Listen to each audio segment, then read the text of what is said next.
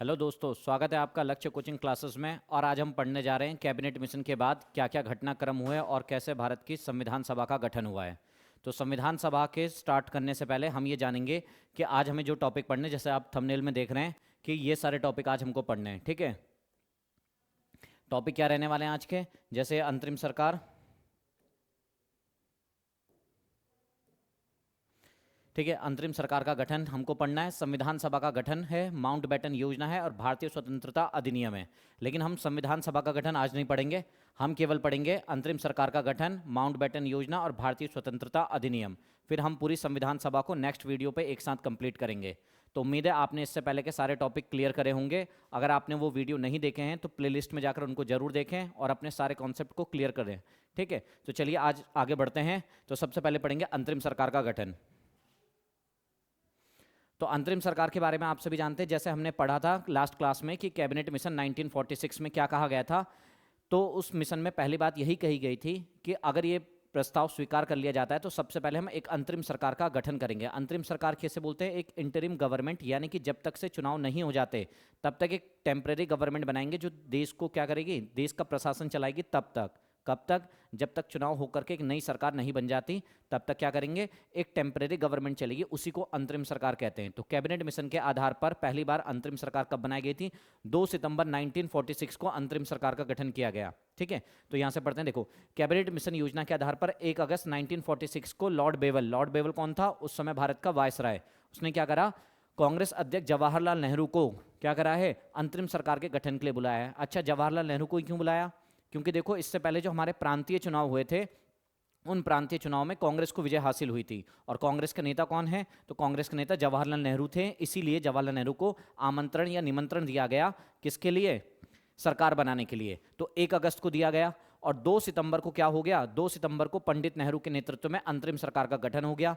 तो अंतरिम सरकार में अध्यक्ष कौन बना? तो अंतरिम सरकार में जो अध्यक्ष था वो लॉर्ड बेवल था। और जो अंतरिम सरकार में उपाध्यक्ष के पद पर थे वो कौन थे? जवाहरलाल नेहरू थे। ठीक है, तो अंतरिम सरकार में मंत्रियों की संख्या कितनी थी? तो अंतरिम सरकार में जो मंत्रियों की संख्या थी वो 13 थी। ठीक हो गया, अंतरिम सरकार में मंत्रियों की संख्या 13 थी, जिसमें अध्यक्ष कौन था? अध्यक्ष बेवल था और उपाध्यक्ष जवाहरलाल नेहरू थे। ठीक है, उम्मीद है आपको समझ में आ गया होगा कितनी बात। अच्छा, शुरुआत में हुआ क्या? जब ये अंतरिम सरकार का गठन हुआ, यानी कि जब कैबिनेट मिशन आया, तो कैबिनेट मिशन से मुस्लिम लीग खुश नहीं था, क्योंकि उसको चाहिए था अलग देश पाकिस्तान। और कैबिनेट मिशन में कहीं भी ऐसा नहीं कहा गया कि हम एक अलग देश बनाएंगे पाकिस्तान। तो पाकिस्तान की बात हुई नहीं, इसलिए मुस्लिम लीग ने क्या करा? इस कैबिनेट मिशन का विरोध करा था। अब जब कैबिनेट मिशन का विरोध करा और कैबिनेट मिशन के आधार पर क्या बन रही है? अंतरिम सरकार। तो मुस्लिम लीग ने इस अंतरिम सरकार का भी विरोध करा कि हम इस सरकार को नहीं मानते। लेकिन बेवल ने कन्विंस करने की कोशिश करी और फाइनली मुस्लिम लीग कन्विंस हो गई। क्यों हो गई कन्विंस? क्योंकि मुस्लिम लीग को अगर पाकिस्तान चाहिए तो उनको सरकार में आना पड़ेगा, अपनी पावर बनानी पड़ेगी, तभी जाकर तो वो क्या कर सकते हैं? पाकिस्तान को बना सकते हैं। तो इसलिए क्या करा? प्रारंभ में अंतरिम सरकार में मुस्लिम लीग शामिल नहीं हुई, लेकिन 1946 में मुस्लिम लीग क्या हो गई? शामिल हो गई। 24 अक्टूबर 1946 को मुस्लिम लीग क्या हो गई? अंतरिम सरकार में शामिल हो गई। अच्छा, अब प्रारंभ में प्रारंभ में जो अंतरिम सरकार थे उसमें मंत्रियों की संख्या कितनी थी? 13 थी। प्रारंभ में जो अंतरिम सरकार थे उसमें मंत्रियों की संख्या थी 13। लेकिन अब मुस्लिम लीग ने अक्टूबर में कह दिया हम भी आ रहे हैं तुम्हारी सरकार में। अब जब वो आ रहे हैं तो उनके 5 मंत्री आए, तो मंत्री कितने हो रहे हैं? 18। तो 18 मंत्री नहीं चल रहे थे, ठीक है, क्योंकि 18 मंत्री बहुत ज्यादा हो रहे थे। तो अब क्या करा? जो पहले से 3 मंत्री थे कांग्रेस को, उनको हटाया गया और मुस्लिम लीग के 5 मंत्री को जोड़ा गया। इस प्रकार से मंत्रियों की जो कुल संख्या अंतरिम सरकार में थी वो कितनी हो गई? 15। अगर आपसे ऐसा पूछा जाए अंतरिम सरकार में मंत्रियों की संख्या कितनी थी, तो आप बोलेंगे 13। लेकिन अगर आपसे ये प्रश्न बन जाए कि अंतरिम सरकार में मंत्रियों की कुल संख्या कितनी थी, तो आंसर है 15। मुस्लिम लीग के कितने मंत्री शामिल थे? तो मुस्लिम लीग के 5 मंत्री इसमें शामिल थे। ठीक है, चलिए अगला पॉइंट देखते हैं। इसके बाद मंत्रियों की कुल संख्या हो गई 15। अच्छा, अब डॉक्टर अंबेडकर ने इस पर क्या कहा? किस पर? जब मुस्लिम लीग शामिल हो गई सरकार में, कौन सी? अंतरिम सरकार में। तो अंबेडकर जी का कथन था कि यह एक सरकार है जिसे 2 राष्ट्र चला रहे हैं। ठीक है, इसका मतलब क्या है? यह एक देश की सरकार है, मतलब देश तो एक है, उसमें सरकार भी एक है, लेकिन 2 अलग अलग पार्टी उसको चला रही है। और ये पार्टी कैसी है? 2 अलग अलग कंट्री को बिलोंग कर रही हैं, या दो अलग अलग कंट्री की डिमांड कर रही है। जैसे कांग्रेस ये किसकी डिमांड कर रही है, ये इंडिया की डिमांड कर रही है, लेकिन जो मुस्लिम लीग है वो पाकिस्तान की डिमांड कर रही है। ठीक है, तो ये इसमें कमेंट है। कभी कभी आपसे ऐसे पूछा जाता है कि ये कथन किसका था, किसने किस पर कहा, तो इस तरीके के आजकल प्रश्न बन रहे हैं। तो ये ध्यान रखना, ये डॉक्टर अंबेडकर का कथन था कि यह एक देश की सरकार है जिसे क्या कर रहे हैं, दो राष्ट्र चला रहे हैं। तो आपको पूरा टॉपिक आ गया समझ में। क्या हुआ है, कैबिनेट मिशन आया, कैबिनेट मिशन ने कहा था कि हम एक अंतरिम सरकार बनाएंगे, तो 2 सितंबर को क्या करा गया, 2 सितंबर 1946 को अंतरिम सरकार बनाई गई। अंतरिम सरकार में जो अध्यक्ष है वो बेवल था, जबकि उपाध्यक्ष कौन है, जवाहरलाल नेहरू थे। ठीक है, अंतरिम सरकार में प्रारंभ में मुस्लिम लीग ने शामिल होने से मना करा, लेकिन बाद में मुस्लिम लीग शामिल हो गई और मंत्रियों की कुल संख्या कितनी हो गई, 15 हो गई। तो ये था आपका अंतरिम सरकार। ठीक है, तो आपके लिए जो फैक्ट वाले क्वेश्चन है कि अंतरिम सरकार का गठन कब हुआ, ये कथन क्या था और मंत्रियों की संख्या कितनी थी। अब कभी कभी क्या होता है, आपसे मंत्री भी पूछ लेता है कि ये मंत्री कौन थे, गृह मंत्री कौन थे, वित्त मंत्री कौन थे, तो ये इस चीज़ का भी आपको ध्यान रखना है। ठीक है, तो ये आपके सामने टेबल है, आप लोग इसका स्क्रीनशॉट ले लेना। ठीक है, तो जो जो इंपॉर्टेंट थे इनको देखो हाईलाइट किया गया है, बाकी आप लोग इनको एक बार देख लेना, क्योंकि पेपर में कभी कभी ऐसे प्रश्न बन जाते हैं कि जैसे आपसे पूछ लिया जाए कि अंतरिम सरकार में श्रम मंत्री कौन था, खासकर ये अंतरिम सरकार में वित्त मंत्री कौन था, या गृह मंत्री कौन था, रक्षा मंत्री कौन था। तो आप इस पूरी टेबल को एक बार देख लेना। मेरे हिसाब से जो जो इंपॉर्टेंट थे उनको हाईलाइट किया गया है, फिर भी आप लोग अपने हिसाब से देख लेना। अब क्या हुआ, अंतरिम सरकार में मंत्री बन गए, टोटल कितने मंत्री हैं, 15 मंत्री हैं। अब हुआ क्या, इसके बाद भारत आज़ाद हो गया। अब भारत आज़ाद हो गया तो अब ये जो मुस्लिम लीग वाले हैं ये तो पाकिस्तान चले गए, तो फिर मंत्रिमंडल में चेंज होगा। तो आज़ादी के बाद मंत्रिमंडल क्या बना, वो ये था। आज़ादी के बाद का जो मंत्रिमंडल है, तो स्वतंत्र भारत का जो मंत्रिमंडल है अंतरिम सरकार का, वो ये है। तो इसमें अब कौन कौन किस पोस्ट पर है यह आप लोग देख लेना, ये जरूर देख लेना। ऐसे पेपर में आ रखा है कि स्वतंत्र भारत के पहले वित्त मंत्री कौन थे, तो षणमुखम सेठी थे। ठीक है, स्वतंत्र भारत के पहले वित्त मंत्री कौन है, ये पेपर में प्रश्न आया हुआ है, तो आपको इन चीज़ का ध्यान रखना है। जॉन मथाई कौन थे, रेलवे मंत्री थे। मौलाना अबुल कलाम आज़ाद क्या थे, शिक्षा मंत्री थे। गृह मंत्री कौन थे, सरदार पटेल थे। तो इसको एक बार टेबल को देख लेना आप लोग। ठीक है, स्क्रीनशॉट ले लेना इसका और इसको देख लेना एक बार। ठीक है, मैं इसका पीछे वाला भी लगा देता हूं ताकि आप लोग इनको देख लें। ये पहले वाला था अंतरिम सरकार का, और ये दूसरा स्वतंत्रता के बाद। ठीक है, चलिए अब आगे बढ़ते हैं इसके बाद नेक्स्ट टॉपिक पे। अब नेक्स्ट टॉपिक जो है हमारा माउंटबेटन प्लान है। अब क्या हुआ, ये देखो, अंतरिम सरकार बन गई। अंतरिम सरकार में पहले मुस्लिम लीग शामिल नहीं हुई, लेकिन फिर मुस्लिम लीग शामिल हो गई। अब जब मुस्लिम लीग शामिल हो गई तो अब स्थिति क्या बनी है, स्थिति ये बनी है कि देखो, कैबिनेट के अनुसार 1 अगस्त 1946 को, कैबिनेट मिशन के अनुसार 1 अगस्त 1946 को अंतरिम सरकार का निमंत्रण दिया गया था।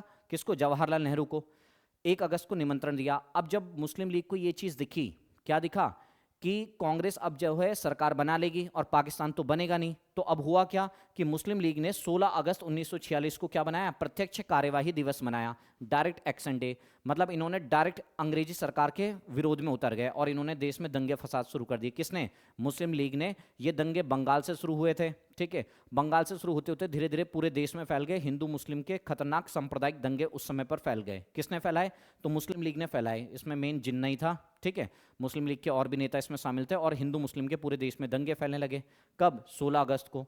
अब हुआ क्या कि 26 अक्टूबर को मुस्लिम लीग भी फिर क्या हुआ, जैसा कि आपने अभी देखा पिछले टॉपिक में कि 26 अक्टूबर 1946 को बेविल की कोशिशों के बाद क्या हुआ, मुस्लिम लीग कन्विंस हो गई और वो सरकार में शामिल हो गई। अब वो सरकार में तो शामिल हो गए, लेकिन दंगे तो लगातार चल ही रहे हैं। ठीक है, हालांकि दंगे थोड़ा कम हो गए, लेकिन मुस्लिम लीग क्या हो गई, शामिल हो गई। किस में हो गई, सरकार में हो गई। अब जब मुस्लिम लीग सरकार में शामिल हो गई, कांग्रेस पहले से ही सरकार में थी, तो अब क्या हुआ, अब ब्रिटिश गवर्नमेंट को ये दिखने लगा कि अब भारत में एक प्रॉपर सरकार चलने लगी है और अब समय आ गया कि भारत को आज़ाद किया जाएगा। आपको स्टोरी आ रही होगी समझ में, क्या हुआ है। एक तो इससे पहले का हमने पढ़ लिया, वो अलग पॉइंट था। अब हम पढ़ रहे हैं माउंटबेटन प्लान। माउंटबेटन प्लान कैसे आया, पहले हम वो जान रहे हैं। तो देखो, 1 अगस्त को कैबिनेट मिशन आया, कैबिनेट मिशन का प्रस्ताव पर क्या हुआ, सरकार का निमंत्रण दिया गया 1 अगस्त को। किसको, जवाहरलाल नेहरू को। इससे मुस्लिम लीग नाराज हो गई, मुस्लिम लीग ने दंगे फसाद कर दिए। अब जब मुस्लिम लीग ने दंगे फसाद किए तो उस समय भारत का वायसराय बेविल गया मुस्लिम लीग के पास, मुस्लिम लीग को कन्विंस किया कि सरकार में शामिल हो जाओ। मुस्लिम लीग सरकार में शामिल हो गई। अब ब्रिटिश गवर्नमेंट को वहां दिख रहा है इंग्लैंड से कि भारत में एक अंतरिम सरकार चल रही है जिसको मुस्लिम लीग और कांग्रेस मिलकर के चला रहे हैं। तो उसने अब किसने, ब्रिटिश सरकार ने ये सोच लिया कि अब समय आ गया भारत को आज़ाद कर लेते हैं। तो ब्रिटेन के जो प्रधानमंत्री थे एटली, इटली ने क्या करा, हाउस ऑफ कॉमन से घोषणा कर दी भारत की आज़ादी की, कि हम भारत को जल्दी ही आज़ाद कर देंगे और 30 जून 1948 तक भारत को क्या कर देंगे, सत्ता सौंप देंगे। तो देखिए 20 फरवरी 1947 को हाउस ऑफ कॉमन से घोषणा की कि ब्रिटिश सरकार क्या करेगी, 30 जून 48 से पहले पहले भारतीयों को सत्ता सौंप देगी। ठीक है, हाउस ऑफ कॉमन क्या है, तो देखो ब्रिटेन की संसद के 2 हाउस हैं, जैसे भारत की संसद के 2 हाउस हैं, लोकसभा और राज्यसभा, वैसे ब्रिटेन की या इंग्लैंड की संसद के 2 हाउस हैं, एक का नाम है हाउस ऑफ कॉमन्स और एक का नाम है हाउस ऑफ लॉर्ड्स। तो ये घोषणा कहाँ हुई है, हाउस ऑफ कॉमन में हुई है कि हम क्या करेंगे, भारत को आज़ाद कर देंगे जल्द ही। कब तक कर देंगे, 30 जून 48 से पहले पहले कर देंगे। अब ये चीज़ उन्होंने घोषणा कर दी। अब जब उन्होंने ये घोषणा करी तो भारत में दंगे फसाद फैल गए। अब जब दंगे फसाद फैल गए, लेकिन उन्होंने तो घोषणा कर दी है ना कि हम भारत को आज़ाद करेंगे, तो भारत को आज़ाद करने के लिए उन्होंने क्या किया, एक नए आदमी को भारत का वायसराय बना के भेजा। किसको भेजा, माउंटबेटन को। माउंटबेटन को, ये वायसराय, ठीक है, माउंटबेटन को वायसराय बना करके भारत में भेजा और माउंटबेटन को ये काम दिया गया, जाओ और भारतीयों से बातचीत करो और देखो कि भारत को कैसे आज़ाद कर सकते हैं, उनकी क्या क्या डिमांड है वगैरह वगैरह चीज़ें। ठीक है, आ रही आपको बात समझ में। माउंटबेटन को क्यों भेजा गया है भारत, माउंटबेटन को इसलिए भेजा गया क्योंकि ब्रिटेन के प्रधानमंत्री ने घोषणा कर दी है कि हम भारत को आज़ाद करने जा रहे हैं और जल्दी आज़ाद कर देंगे। तो भारतीयों से बातचीत करने के लिए एक व्यक्ति को नया वायसराय बना करके माउंटबेटन को भारत भेजा गया। ठीक है, अब जब माउंटबेटन भारत आया, कब आया, 24 मार्च 1947 को माउंटबेटन भारत पहुंच गया। अब जब माउंटबेटन भारत आया तो इसने देखा भारत में तो भयंकर दंगे फसाद चल रहे हैं, या हिंदू मुस्लिम के दंगे चल रहे हैं।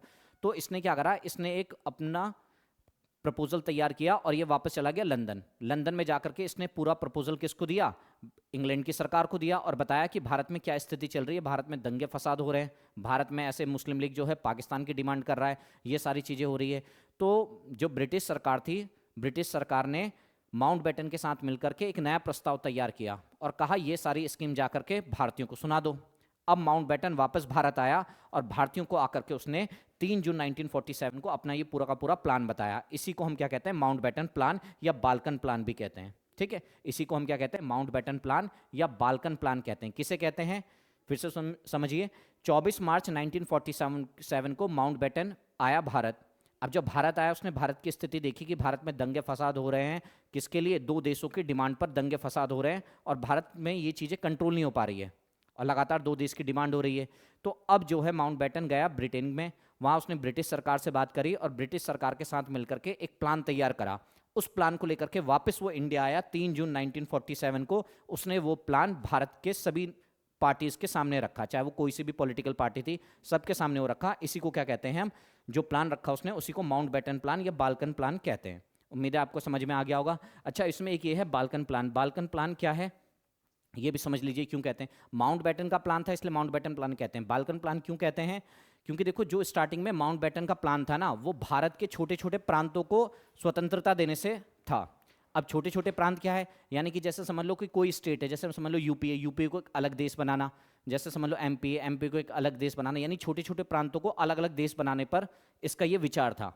अब ये बाल्कन क्यों कहते हैं, बाल्कन इसलिए कहते हैं क्योंकि जो यूरोप का साउथ ईस्ट क्षेत्र है, जो काला सागर के आसपास का क्षेत्र है, वहाँ छोटे छोटे अलग अलग देश हैं। उस पूरे क्षेत्र को, काला सागर के आसपास का जो क्षेत्र है, उसको बाल्कन क्षेत्र कहते हैं। तो जब ये प्लान लेकर के आया था तो इसका विचार यही था कि इंडिया के जो छोटे छोटे प्रांत हैं इनको आज़ाद कर देंगे और जैसे वो बाल्कन वाला एरिया है वैसे ही इस एरिया को भी बना देंगे, इसलिए इसको बाल्कन प्लान भी कहा जाता है। ठीक है, चलिए आगे बढ़ते हैं। तो समझ में आ गया होगा आपको बाल्कन प्लान वगैरह।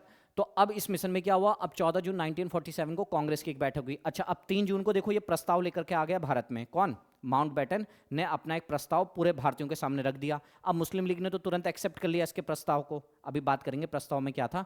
लेकिन मुस्लिम लीग ने एक्सेप्ट करा, लेकिन कांग्रेस में जैसे महात्मा गांधी ने इसका विरोध करा, अबुल कलाम आजाद ने इसका विरोध करा, खान अब्दुल गफ्फार खान ने इसका विरोध करा, तो कांग्रेस के कई नेताओं ने इसका विरोध करा। लेकिन देश में दंगे फसाद इतने चल रहे थे कि इनको कन्विंस होना पड़ा और फाइनली 14 जून को दिल्ली में कांग्रेस की एक बैठक हुई जहां पर इन्होंने क्या करा, माउंटबेटन प्लान को स्वीकार कर लिया।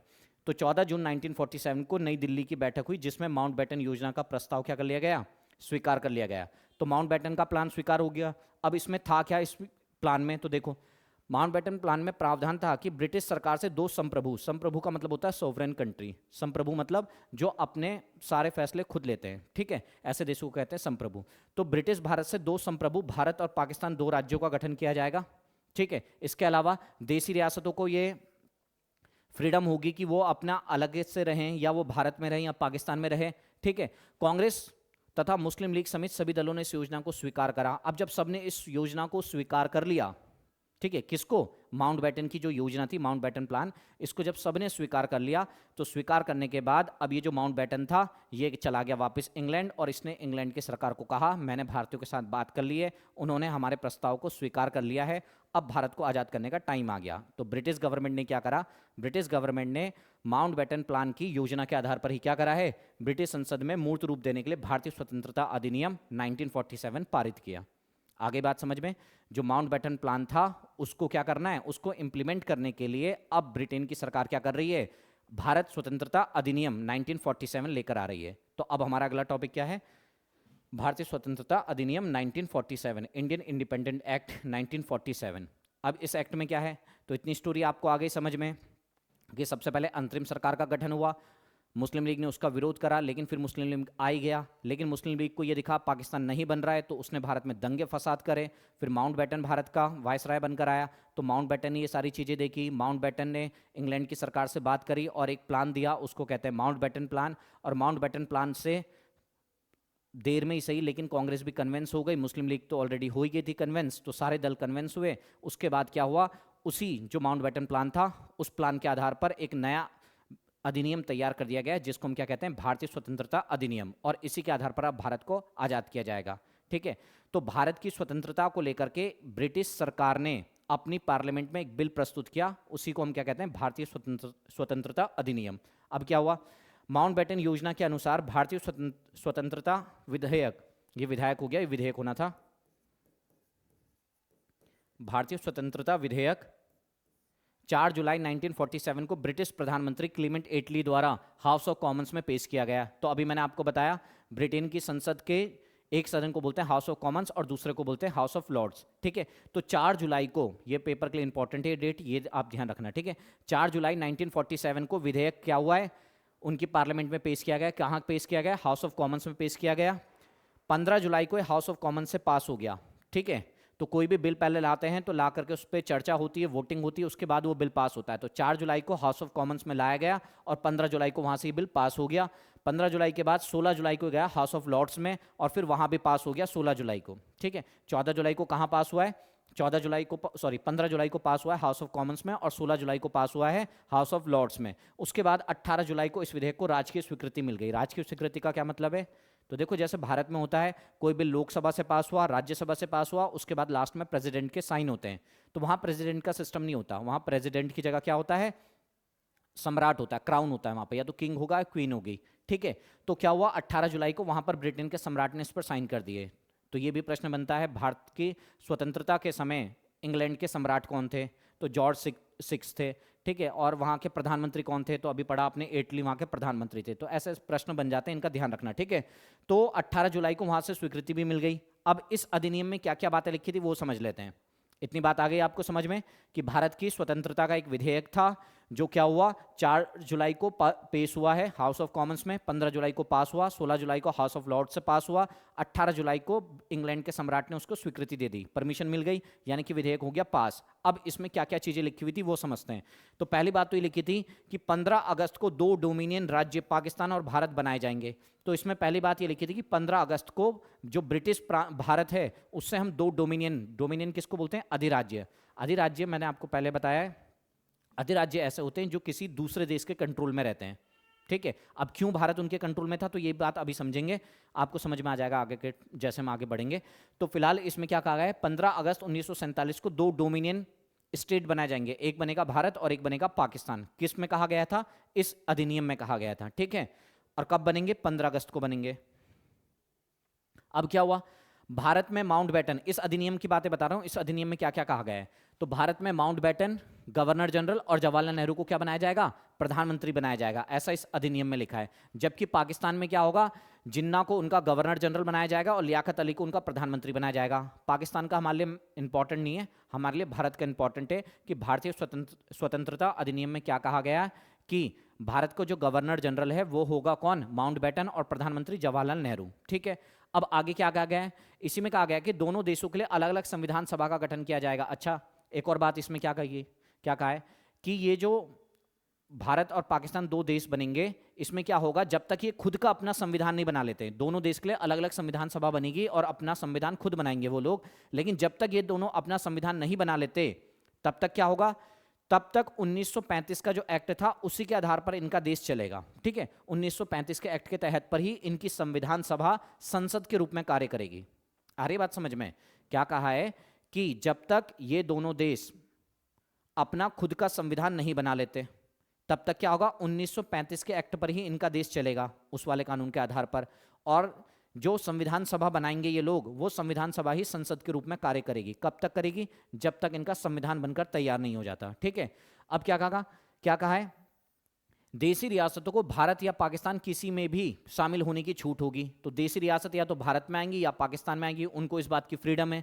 इसके अलावा दोनों अधिराज्यों की सीमा निर्धारण करने के लिए एक सीमा आयोग बनाया जाएगा, जिसके अध्यक्ष कौन होंगे? सर रेडक्लिफ होंगे। तो आपने सुना होगा भारत पाकिस्तान की बॉर्डर को रेडक्लिफ कहते हैं। तो रेडक्लिफ किसका नाम था?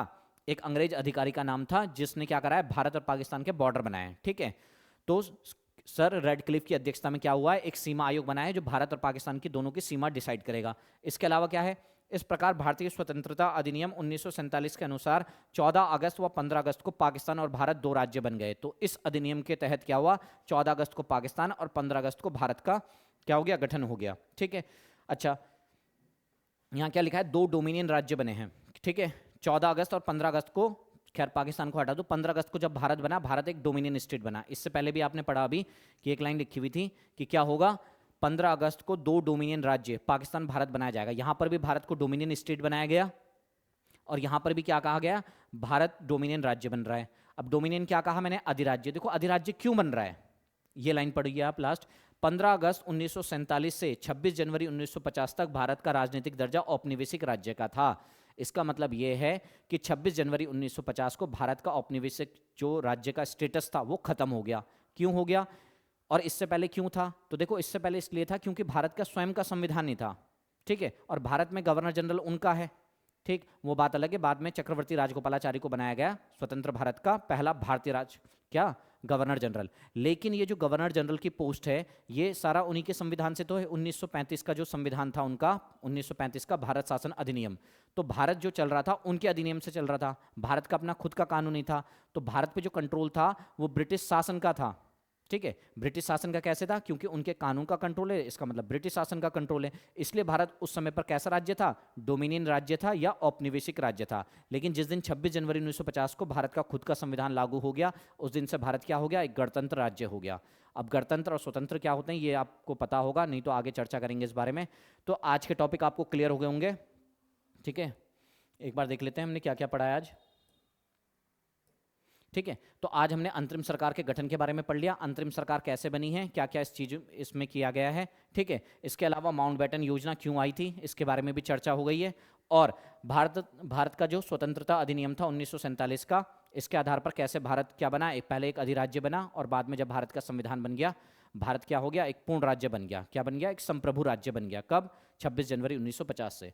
तो अब ये आपका एक टॉपिक बचा है संविधान सभा का गठन। तो अगली क्लास में हम संविधान सभा के बारे में पूरी डिटेल में चर्चा करेंगे कि संविधान सभा का गठन कब हुआ, कौन कौन सी समितियां उसमें थी।